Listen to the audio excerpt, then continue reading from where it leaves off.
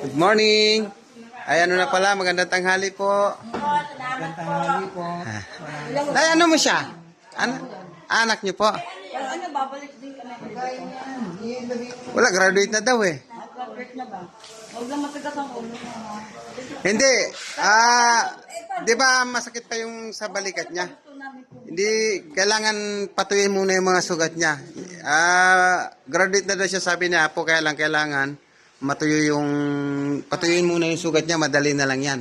Kasi Ito yung parang maipapakita natin. matagal na yung, natanggal na kasi yung ano niya, yung pinaka gumagambala sa kanya.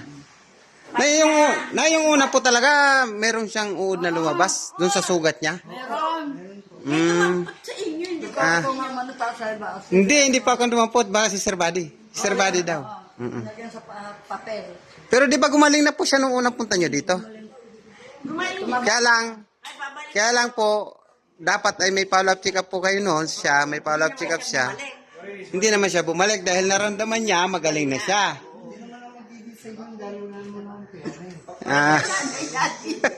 Parang yung pagka natuyo daw, tsaka kami babalik. Opo. Babay na po. Pagpatuloy lang po ang pananampalataya, yung panalangin sa kay Papa Jesus para sa kagalingan. Salamat po. Ingat po kayo sa biyahe. Kuya, yung ano ha, yung damit mo pala ha. Yung damit, sir.